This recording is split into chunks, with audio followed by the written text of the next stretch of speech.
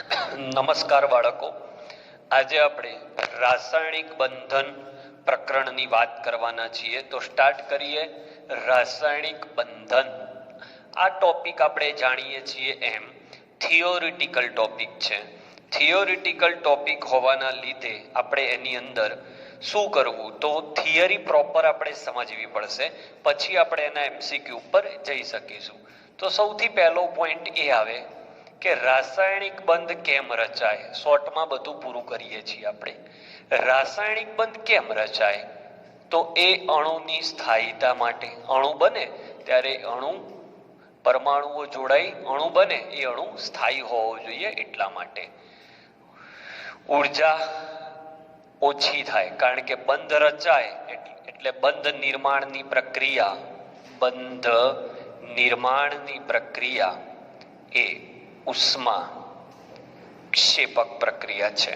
બંધ નિર્માણની પ્રક્રિયા ઉષ્મા ક્ષેપક પ્રક્રિયા છે.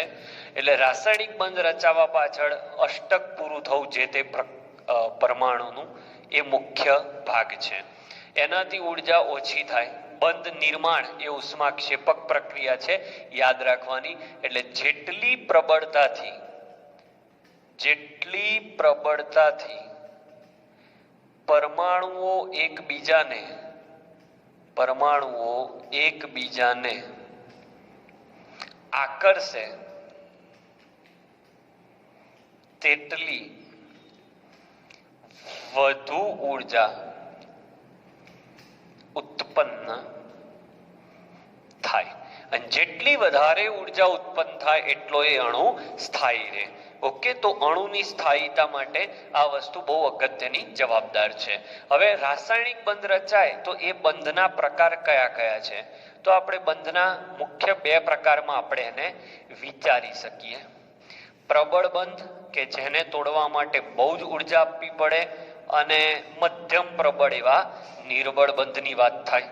પ્રબળ બંધની અંદર કોણ કોણ આવે, તો આયનીય બંધ આવે, પ્રબળમાં આવે. સહસંયોજક બંધ પ્રબળમાં આવે. સવર્ગ સહસંયોજક બંધ પ્રબળમાં આવશે. અને ધાત્વિક બંધ પણ પ્રબળમાં આવે. નિર્બળની વાત કરું તો બે આવશે, જે આપણે દ્રવ્ય અવસ્થા 5મા નંબરના ચેપ્ટરમાં શીખવાના છીએ. પોઈન્ટ એમાં પહેલો છે વાન્ડરવાલ્સ આકર્ષણ બળ અને હાઇડ્રોજન બંધ. હવે વાન્ડરવાલ્સ પાછા મુખ્યત્વે 3 પ્રકારના છે. વિક્ષેપન બળ, જેમાં બિનધ્રુવીય બિનધ્રુવીય અણુ હોય, પછી ધ્રુવીય ધ્રુવીય હોય, અને ત્રીજું છે ધ્રુવીય પ્રેરિત ધ્રુવીય. ઓકે, પ્રેરિત ધ્રુવીય. હાઇડ્રોજન બંધમાં પાછા 2 પ્રકાર છે બાળકો. આંતઃ આણ્વીય હાઇડ્રોજન, આ ચેપ્ટરમાં જો થિયરી હજી ચાલુ હશે તો છેલ્લે આવશે. અને બીજો પ્રકાર છે આંતર આણ્વીય હાઇડ્રોજન. ઓકે, અને યાદ રાખો, આંતર આણ્વીય હાઇડ્રોજન બંધ એ આંતઃ આણ્વીય હાઇડ્રોજન બંધ કરતા પ્રબળ છે. એટલે પ્રબળતાનો ક્રમ આ બેની અંદર પૂછે તો આંતરવાળો વધુ પ્રબળ છે. કોના કરતા? આંતઃ કરતા. ઓકે, લઈ લો સ્ક્રીનશોટ. ચલો, ટોપિક નંબર 2, અષ્ટકના નિયમો અને એના અપવાદ. તો અષ્ટકનો નિયમ તો બધાને આવડે છે, એટલે એમાં આપણે સમય નહીં બગાડીએ. અષ્ટકના નિયમના અપવાદની અંદર જુદા જુદા અપવાદ છે.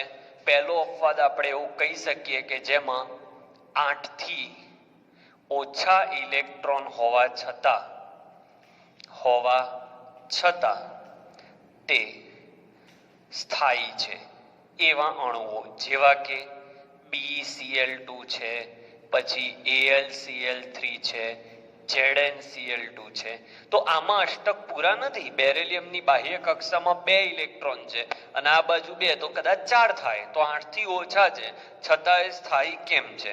બીજો પોઈન્ટ આવે કે અયુગ્મિત ઇલેક્ટ્રોન ધરાવતા હોય બુકના જે પોઈન્ટ સ્પીડમાં લઉં છું, અયુગ્મિત ઇલેક્ટ્રોન ધરાવતા હોય તો પણ તે સ્થાયી હોય એવા અણુઓ પણ છે, જેમ કે NO, તો નાઇટ્રોજનના 7 અને ઓક્સિજનના 8, તો એ કેવી રીતે થયા? પછી NO2, ClO2, આ બધા જે અણુઓ છે જેમાં અયુગ્મિત ઇલેક્ટ્રોન છે, એકી સંખ્યાના ઇલેક્ટ્રોન છે. ગણો, અયુગ્મિત ના કહી શકાય, એવું લખીએ આપણે એકી સંખ્યાના, તો વધારે યોગ્ય શબ્દ લાગશે. કેવી રીતે એકી સંખ્યા? તો નાઇટ્રોજનની બાહ્ય કક્ષામાં 7 ઇલેક્ટ્રોન, આમાં 8, એટલે 8 ના 7 15, છતાં સ્થાયી છે. ત્રીજો પોઈન્ટ આવે અષ્ટકની મર્યાદામાં કે ભાઈ વિસ્તૃત અષ્ટક એટલે 8 કરતા વધારે ઇલેક્ટ્રોન હોય બાહ્ય કક્ષામાં તો પણ એ સ્થાયી છે. કયા કયા છે એવા? તો PCl5, SF6, ઘણા છે. તો PCl5, SF6 આ બધા અણુઓ એવા છે કે જેના મધ્યસ્થ પરમાણુમાં અષ્ટક એટલે 8 કરતા વધારે ઇલેક્ટ્રોન હોવા છતાં એ સ્થાયી છે. બરાબર. પછી તમે H2SO4 લઈ શકો છો, પછી HClO4 લઈ શકો. તો આ બધા પરમાણુ, આ બધા અણુઓ એવા છે કે મધ્યસ્થ પરમાણુ પાસે વધુ ઇલેક્ટ્રોન હોવા છતાં એ સ્થાયી છે. ઓકે, તો અપવાદની અંદર ચોથો પોઈન્ટ પણ આપણે લઈએ કે જેની અંદર એવું લખવામાં આવ્યું છે કે કેટલાક ધન આયન જેની બાહ્ય કક્ષામાં 18 ઇલેક્ટ્રોન હોય છે, કેટલાક ધન આયન કે જેની બાહ્ય કક્ષામાં 18 ઇલેક્ટ્રોન છે છતાં તે સ્થાયી છે. 8 ની જગ્યાએ 18 છે તો પણ સ્થાયી છે. જેમ કે Cu+ તમે લઈ લો, Fe, મતલબ Fe2+, આ બધાની બાહ્ય કક્ષામાં 18 ઇલેક્ટ્રોન છે છતાં એ સ્થાયી છે. બરાબર. પછી Ag+, Zn2+, આ બધા, તો આમાં Fe2+ નહીં આવે, ભૂલ છે, Zn2+ છે. તો આ અષ્ટકના નિયમને ચેલેન્જ કરે છે. અષ્ટકનો નિયમ એમ કહે છે કે 8 ઇલેક્ટ્રોન હોય બાહ્ય કક્ષામાં તો જ સ્થાયી. આ લોકો કહે છે અમારી પાસે 8 થી ઓછા ઇલેક્ટ્રોન છે, આ કહે છે અમારી પાસે એકી સંખ્યા છે, આ કે અમારી પાસે 8 કરતા વધારે ઇલેક્ટ્રોન છે, આ કહે છે અમારી બાહ્ય કક્ષામાં 18 ઇલેક્ટ્રોન છે છતાં અમે સ્થાયી છીએ. તો આ બધા પોઈન્ટ એ અષ્ટકના નિયમની મર્યાદામાં ગણી શકાય. ઓકે, તો થિયોરિટિકલ ભાગ છે એ જરા હું સ્પીડમાં લઉં છું. નવું સમજાવવાનું જે આવશે એમાં આપણે પ્રોપર સમય આપીશું. Tech the screenshot. ચલો બાળકો, હવે થોડુંક ધ્યાન રાખજો. આગળના 2 પોઈન્ટ તો ખાલી થિયોરિટિકલ હતા, આમાં તમને જોરદાર પ્રશ્નો હું શીખવાડવાનો છું. સવર્ગ સહસંયોજક બંધ, એટલે આ જે સવર્ગ સહસંયોજક બંધ છે એમાં તમારે આવું સમજવાનું કે કોઈ એક પરમાણુ ને કોઈ બીજો પરમાણુ, જો બંને પરમાણુ ઇલેક્ટ્રોનનું શેરિંગ કરે તો આ કયો બંધ બનતો હોય છે બાળકો? સહસંયોજક. ઓકે, પણ જો ઘણીવાર એવું બને કે એક પરમાણુ પાસે 2 ઇલેક્ટ્રોન હોય ને બીજા પાસે કશું ના હોય, ઓકે, તો આ ઇલેક્ટ્રોન આની તરફ એ આ રીતે દાન કરે જેથી એનું અષ્ટક પણ પૂરું રહે. સમજો, આપી દેવાનું નથી, આપી દે તો આયનીય બંધ બને, પણ આની જોડે ના હોય છતાં આ એને મદદ કરે. જેમ કે NaCl માં શું થતું હતું કે Na+ અને Cl- થતું હતું. આમાં એવું નહીં થાય, હમણાં હું ઉદાહરણ શીખવાડીશ એટલે કહું છું. તો આ રીતે તો એક પરમાણુ ઇલેક્ટ્રોન યુગ્મનું દાન કરે અને બીજો પરમાણુ એ ઇલેક્ટ્રોન યુગ્મ માત્ર મેળવે તો તે સવર્ગ સહસંયોજક બંધ કહેવાય. બરાબર. એક દ્વારા ઇલેક્ટ્રોન યુગ્મનું દાન થાય અને બીજા દ્વારા ઇલેક્ટ્રોન યુગ્મ મેળવાય તો એને સવર્ગ સહસંયોજક બંધ કહેવાય. એની સંજ્ઞા શું છે? તો એની સંજ્ઞા આ રીતે છે, ઇલેક્ટ્રોન દાન કરનારથી ઇલેક્ટ્રોન મેળવનાર તરફ. તો ઉદાહરણ શીખવાડું એટલે તમને બહુ જ પરફેક્ટ ખબર પડી જશે. જેમ કે ઉદાહરણમાં NH4+ ની વાત કરું તો N, H, H, H અને H. હવે તમારા મનમાં પહેલો પ્રશ્ન આવશે કે સાહેબ તમને કેવી રીતે કોઈ પણ સ્પીસીસ અણુ કે આયન જોઈને ખબર કેવી રીતે પડી જાય કે આમાં સવર્ગ બંધ હશે? તો એક સિમ્પલ મેથડ આપું. જો 4 હાઇડ્રોજન છે એટલે એની જોડે 4 ઇલેક્ટ્રોન હતા. હવે નાઇટ્રોજન જોડે કેટલા? તો નાઇટ્રોજનની બાહ્ય કક્ષામાં 5. ટેકનિક આપું, ધ્યાન રાખજો. હાઇડ્રોજનની બાહ્ય કક્ષામાં 1. એવા 1 4 વખત, તો ટોટલ કેટલા છે? 9. તો 8 થી વધી ગયા ને? તો 8 થી વધી જતા હોય તો સમજી જવાનું કે અહીંયા સવર્ગ બંધની શક્યતા છે. સવર્ગ બંધની શક્યતા છે. તો 9 થયા એટલે મને ખબર પડી. હવે અહીંયા +1 છે. +1 એટલે 1 ઇલેક્ટ્રોન બાદ થયો એટલે 8 છે, એટલે આ ગયો. ઓકે. હવે નાઇટ્રોજન ને પૂછ્યું કે બોલ તારે શું પરિસ્થિતિ છે? તો નાઇટ્રોજન કે મારી જોડે 5 ઇલેક્ટ્રોન છે. એક આને આપું, એક આને, એક આને અને 2 આને આપી દઉં. તો આ જે બંધ બન્યો એ સહસંયોજક, આ બન્યો સહસંયોજક, આ બન્યો સહસંયોજક. પણ અહીંયા નાઇટ્રોજને પોતાના ઇલેક્ટ્રોન આપ્યા અને હાઇડ્રોજને એ ઇલેક્ટ્રોન માત્ર મેળવ્યા. એટલે આ જે બંધ બન્યો એ સવર્ગ બંધ બન્યો, એટલે આના ઉપર પ્લસ આવે છે. ઓકે. એવું વિચારી શકાય. આપણે કઈ વીજભાર ફોર્મલ ચાર્જનો મેથડ આપી છે, એપ્લાય કરી શકાય. તો ઉદાહરણ નંબર 1. ઉદાહરણ 2 જોઈએ કે H3O+. તો ફરીથી O વચ્ચે આવશે, એક H, એક H અને એક H. પ્લસ છે એટલે સમજી લો આને ઇલેક્ટ્રોન આપ્યો, આને આપ્યો અને આનો ઇલેક્ટ્રોન નીકળી ગયો. +1 નો મતલબ 1 ઇલેક્ટ્રોન દૂર થાય. હવે ઓક્સિજનની વાત કરું તો ઓક્સિજનની બાહ્ય કક્ષામાં 6 ઇલેક્ટ્રોન હોય. 6 માંથી એને 1 ઇલેક્ટ્રોન આને આપ્યો, આને 2. હવે અહીંયા 3 4 અને બીજા 2 છુપાઈ દે. દાન એવી રીતે કરે કે એનું પોતાનું અષ્ટક પૂરું થાય. તો કેવો બંધ રચાયો? જો O H H, આ એરો માર્યો H અને આ પોતાના ઇલેક્ટ્રોન યુગ્મ. ઘણા મિત્રો અત્યારે વિડીયો જોતા જોતા કન્ફ્યુઝ છે કે સાહેબ આયનીય બંધ અને આમાં શું ફરક છે? આયનીય બંધમાં શું હતું કે સોડિયમ હોય તો 2 8 1 અને ક્લોરીન હોય તો 2 8 7. તો આને જરૂર નથી ને આને જરૂર છે એટલે આને આપી દે, સંપૂર્ણપણે આપી દે.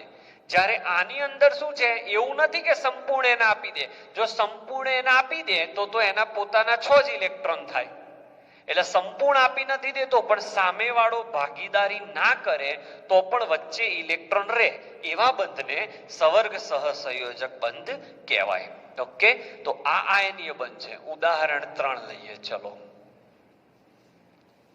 BF3 NH3. તો જો B F F F, NH3 તો N H H અને H. હવે નાઇટ્રોજનમાં અહીંયા 2 ઇલેક્ટ્રોન હોય, તમે જાણો છો. બોરોનની બાહ્ય કક્ષામાં 3 ઇલેક્ટ્રોન છે. હવે જો નાઇટ્રોજન પોતાના 2 ઇલેક્ટ્રોન આને આપી દે, સમજજો, તો આનું અષ્ટક પૂરું થઈ જાય અને આનું રહી જાય. એટલે એવું તો ચાલે નહીં. તો શું થાય? આના 2 ઇલેક્ટ્રોન આને આપે ખરા પણ ભાગીદારી સ્વરૂપે. જો પૂરેપૂરા આપી દે તો આયનીય બંધ અને ભાગીદારી સ્વરૂપે આપે તો સવર્ગ બંધ. તો આને ઇલેક્ટ્રોન આપ્યા એટલે આ રીતની રચના કહેવાય BF3 NH3 સવર્ગ બંધ. અન્ય ઉદાહરણો પણ આપણે આની અંદર આપી શકીએ. અન્ય ઉદાહરણમાં તમે ઓઝોનમાં આની ગણતરી વિચારી શકો. H2SO4 માં પણ આ રીતે તમે વિચારી શકો છો. અને જેટલા પણ ચોરસ કૌંસવાળા સંકીર્ણ સંયોજનો આવે છે, ચોરસ કૌંસવાળા સંકીર્ણ સંયોજનોમાં આ જ પ્રકારનો બંધ હોય છે. એટલે જ સંકીર્ણ સંયોજનને સવર્ગ સંયોજનો પણ કહેવાય. ચોરસ કૌંસનો મતલબ આવો છે. હું એમ કહું K4 FeCN6, તો આ ચોરસ કૌંસમાં જે સંયોજન છે એની અંદર હંમેશા સવર્ગ બંધ જોવા મળતો હોય છે. આના ઉપર 12મા ધોરણમાં આખું ચેપ્ટર છે, ચેપ્ટર નંબર 9, એના પર આપણે ચર્ચા કરીશું. તો સવર્ગ બંધ કેવી રીતે, તો એકદમ શોર્ટકટ વાત કરું, પૂરેપૂરા આપી નથી દેવાના. જો સરખા સંખ્યામાં ઇલેક્ટ્રોનની ભાગીદારી થાય, સરખી સંખ્યામાં ઇલેક્ટ્રોનની ભાગીદારી થાય તો સહસંયોજક બંધ. કોઈ એક પરમાણુ પોતાના ઇલેક્ટ્રોન આપી દે અને બીજો પરમાણુ એ ઇલેક્ટ્રોન લઈ લે તો મેં પૂરેપૂરા આપી દીધા, મારી જોડે કશું ના રાખ્યું, તો આયનીય બંધ. પણ હું મારા ઇલેક્ટ્રોન એવી રીતે આપું કે મારી જોડે પણ રહે અને સામેવાળાનું પણ કામ થાય, તો એવા બંધને, અને એમાં સામેવાળા જોડેથી તમારે લેવાના નથી, તો એવા બંધને સવર્ગ સહસંયોજક બંધ કહે છે. ઓકે, હવે જે ટોપિક ચલાવીશ એ આ જ ટોપિકમાંથી બહુ મસ્ત કોન્સેપ્ટ ચલાવું છું MCQ સ્વરૂપે. તો સવર્ગ બંધની કમ્પ્લીટ માહિતી અહીંયા પૂરી થઈ. આનો સ્ક્રીનશોટ લઈ લો. તમે સેલ્ફની અંદર N2O માં સવર્ગ બંધ કઈ જગ્યાએ બનશે એ મને કોમેન્ટમાં જવાબ આપજો. N2O અણુની અંદર સવર્ગ બંધ ક્યાં બનશે, કયા પરમાણુથી કયા પરમાણુ તરફ, એ મને જણાવજો. ઓકે, સ્ક્રીનશોટ લઈ લો. તો આજના લેક્ચરનો બહુ જ અગત્યનો કોન્સેપ્ટ લઈ રહ્યો છું. તમને અણુ આપી દીધો હોય અને કે આની અંદર કયા કયા પ્રકારના બંધ હાજર છે. ઓકે, તો પહેલો પોઈન્ટ લઉં NH4Cl. તો કેવી રીતે ચેક થાય જોજો, જોડે જોડે ચોપડામાં પછી લખી લેજો, જગ્યા નથી અહીંયા. NH4Cl તો સ્ટેપ 1 NH4+ થાય અને Cl- થાય, એટલે આયનો ઉત્પન્ન થયા, એટલે આમાં આયનીય બંધ છે. સ્ટેપ 1. હવે NH4+ ને આ રીતે દોરાય, હમણાં જ દોર્યું હતું. આ કયા બંધ હતા, ઇલેક્ટ્રોનની ભાગીદારીથી, અને આ તો ઇલેક્ટ્રોન આપી દઈને. આની આગળનો બોર્ડ વર્ક યાદ કરો. તો આ ત્રણ કયા બંધ બન્યા, આ ત્રણ સહસંયોજક બંધ, એટલે એમાં સહસંયોજક બંધ પણ છે. અને આ N અને આ H વચ્ચે જે બંધ બન્યો એ સવર્ગ સહસંયોજક બંધ. તો નીચેનામાંથી કયો અણુ બધા જ પ્રકારના બંધ ધરાવે છે એવો MCQ આવે તો NH4Cl. હું તો બધા જ શીખવાડું છું. હું એટલે જ કહું છું મારા લેક્ચર ટિપિકલ નહીં હોય, ટ્રેડિશનલ નહીં હોય કે પ્રશ્ન લખ્યો, 4 વિકલ્પ લખ્યા ને એક જવાબ કીધો. નહીં, હું થિયરીની અંદર પણ કોન્સેપ્ટ કહી રહ્યો છું. બરાબર ધ્યાનથી જોજો. આ MCQ જ છે, પણ 5 MCQ ની જગ્યાએ 15 MCQ ચલાવું છું. ઓકે, NH4Cl માં ત્રણેય પ્રકારના બંધ હોય. બીજો પોઈન્ટ લઈએ, આ જોઈ લેજો. એટલે શું, પછી તમારે ખાલી ટેબલ દોરવાનું અને નીચે સમજૂતી લખવાની. Okay, point number 2 KCl. તો KCl સીધો શું બનાવે, K+Cl-. ઇટ્સ ઓકે, એ સિવાય કશું ના બને, એટલે એમાં આયનીય બંધ છે. બીજું તો કશું થાય એમ નથી, એટલે સહસંયોજક પણ નથી અને સવર્ગ સહસંયોજક બંધ પણ નથી. એટલે માત્ર આની અંદર આયનીય બંધ છે. ચલો હવે KCN. તો KCN માં બંધ તૂટે એટલે પહેલું આયનીકરણ થાય, K+Cn-. તો આયનીકરણ થયું એટલે એની અંદર આયનીય બંધ તો છે જ. હવે સાયનાઇડ એટલે CN, અહીંયા ટ્રિપલ બોન્ડ હોય આ રીતે, અને માઇનસ એટલે નાઇટ્રોજનની બાહ્ય કક્ષામાં 5 હતા અને આની બાહ્ય કક્ષામાં 4 હતા, તો આ રીતે થશે. તો સહસંયોજક બંધ આની અંદર રચાતો હોય છે. સોરી, આ નહીં આવે. હવે વાત કરું KNC પોટ, આની જરૂર નથી, આ રહેવા દો, પછી ડબલ થઈ જશે. K4FeCN6. તો K4FeCN6 ને તોડો તમે તો 4 વખત K+ અને FeCN6 4 વખત માઇનસ. તો આયનીકરણ થયું એટલે આમાં આયનીય બંધ છે, જોતા રહેજો. બીજું કે આ સાયનાઇડ છે અહીંયા તો સી અને એન વચ્ચે આ કયો બંધ છે? સહસંયોજક, એટલે સહસંયોજક બંધ પણ છે. વળી મેં હમણાં જ કહ્યું હતું કે આ કૌંસવાળા સંયોજનો જેટલા છે એ કૌંસવાળા બધા સંયોજનોમાં આ બે વચ્ચે ધાતુ અને સંયોજન વચ્ચે ધાતુ અને CN એને લિગેન્ડ કહેવાય 12મા ધોરણમાં. તો ધાતુ અને લિગેન્ડ વચ્ચે સવર્ગ બંધ હોય એટલે ત્રણેય બંધ આમાં પણ જોવા મળે છે. કૌંસવાળા બધા જ સંયોજનોમાં આ ત્રણેય બંધ જોવા મળે. ઓકે, તો આ થયું અને આ પણ થયું. હવે O2, તો O2 તો બધા જાણે છે માત્ર સહસંયોજક બંધ હોય, આયનીય બંધ કે સવર્ગ બંધ હોતા નથી. ક્લિયર બાળકો? તો કેવી રીતે પ્રશ્નો સોલ્વ કરવા એનું મેં માહિતી તમને આપી દીધી. તો આને પ્રશ્નો સમજજો, જ્યાં પણ ડાઉટ હોય કોમેન્ટમાં મને લખજો, તો એ અણુ હું ફરીથી તમને શીખવાડીશ. Okay, take the screenshot of this table. ચલો હવે એક એવું કોષ્ટક કે જેમાં અષ્ટકના નિયમનું પાલન થાય છે કે નહીં, અને જો થાય છે તો ઓકે, નથી થતું તો કેમ નથી થતું એનું કારણ. તો N2 ની અંદર તમે લુઈસ બંધારણ દોરશો તો તમે જાણો છો કે આમાં અષ્ટકના નિયમનું પાલન થાય છે, કારણ કે બંને નાઇટ્રોજનના 8 ઇલેક્ટ્રોન થઈ જાય છે. O2 ની વાત કરું તો એમાં પણ થાય છે. SF6 માં અષ્ટકના નિયમનું પાલન થતું નથી, કારણ કે એમાં વિસ્તૃત અષ્ટકનો નિયમ લાગુ પડે છે. વિસ્તૃત અષ્ટક. NH4+ ની વાત કરું તો NH4+ માં પણ નાઇટ્રોજનનું અષ્ટક પૂરું થાય છે, પણ ખાસ નોંધ, એ પોતાનું અષ્ટક સવર્ગ સહસંયોજક બંધથી પૂરું કરે છે. BCl2 માં અષ્ટકનો નિયમ પાલન થતું નથી, એમાં 8 કરતા ઓછા ઇલેક્ટ્રોન છે. કેવી રીતે? બેરેલિયમનો નંબર 4 છે.